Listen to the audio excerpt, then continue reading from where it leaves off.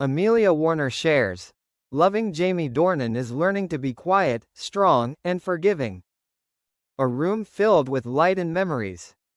On a London morning, sunlight filters through the white curtains, illuminating Amelia Warner's face. She sits on an old cream sofa, a cup of mint tea in her hand.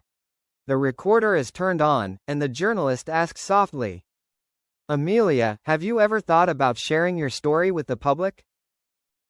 She smiles, her eyes distant. "I've been silent for a long time, maybe too long. But not because I'm weak. It's because I understand that there are things that only time can help us look back on peacefully."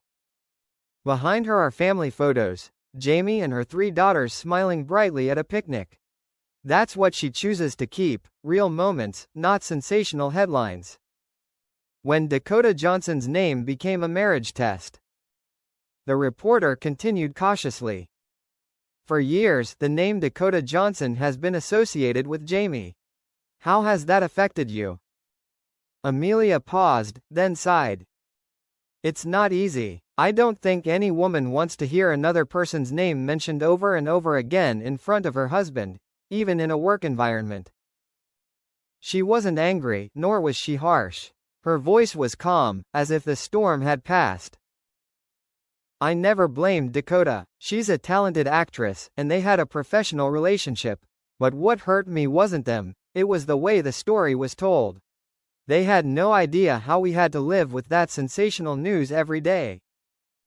A pause. She looked down at her teacup, her lips trembling slightly.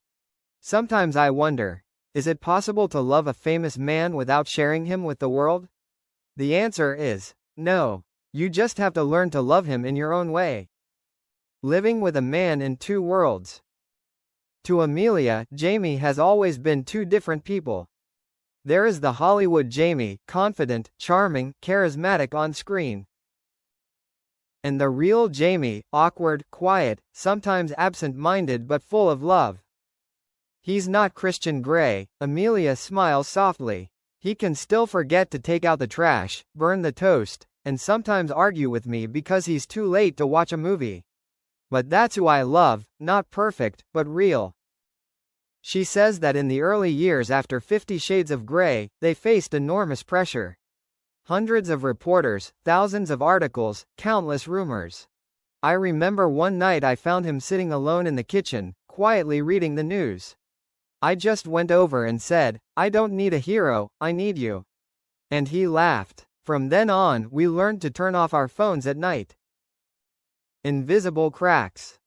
There are times when I feel like I'm fighting a shadow, Amelia says slowly. Not because of Dakota, but because of the way people love the Jamie-Dakota couple.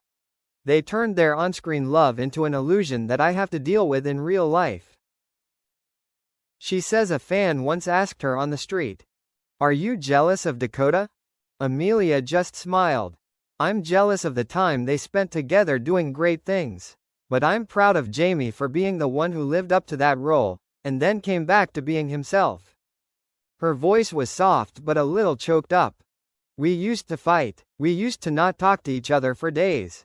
But every time I see my children, I remember that love is not about winning, it is about being together." When love becomes maturity. The reporter asked. "You once said, loving Jamie is learning to be silent. Can you explain?" Amelia smiled, looking out the window. "Silence is not weakness. It's how I protect what's most important.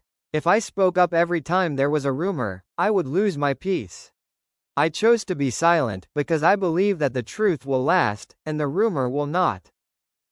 She paused, then added, "Jamie once said to me, 'You're the only one who doesn't love Christian Grey.' And I replied, 'Because I only love Jamie Dornan, the lousy tea maker who still remembers my birthday.'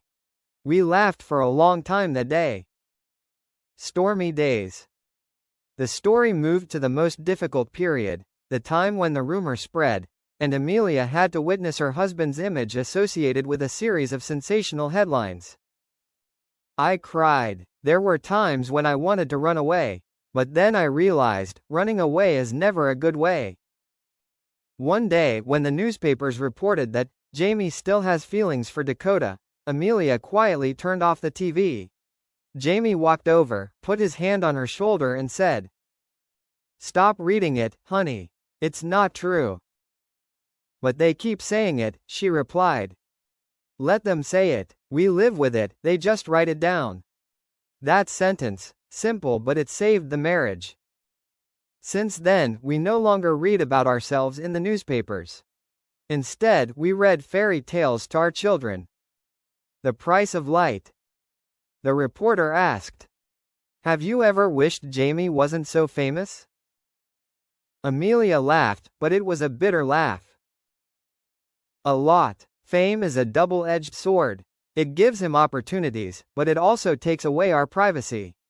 There are pictures of us walking around with the kids, and they're labeled as if they're from a TV show." She said her eldest daughter once asked, "Mommy, why do people keep talking about Daddy and Dakota?" Amelia hugged her and replied, "Because Daddy's an actor, and Dakota's a great co-star. But Daddy loves you, and we're a family.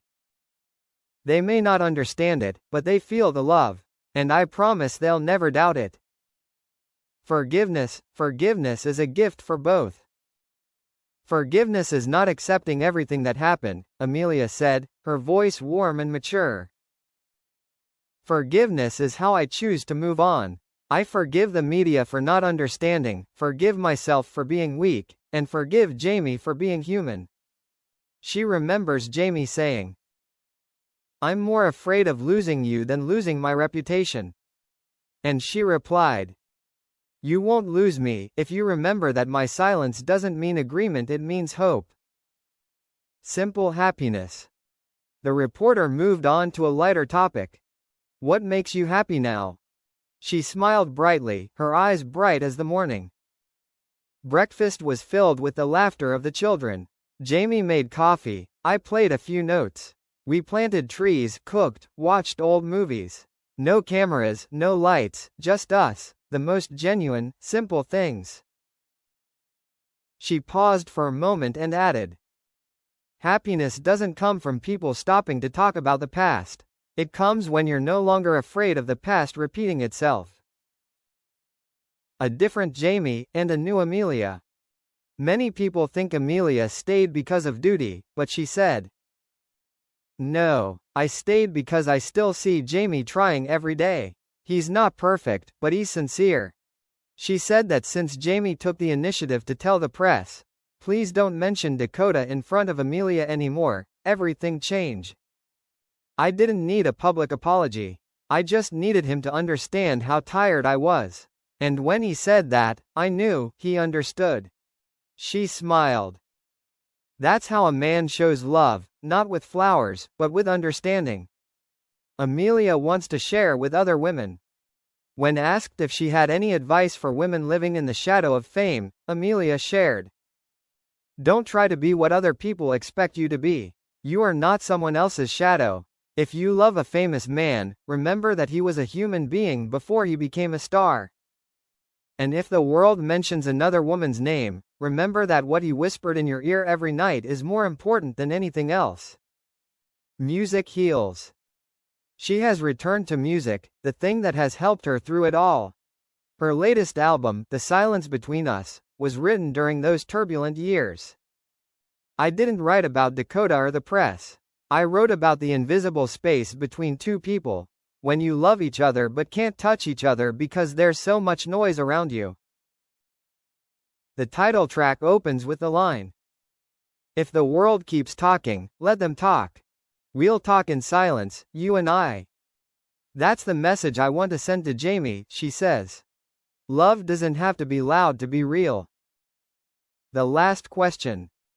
The reporter asked, her voice soft as if afraid to break the atmosphere.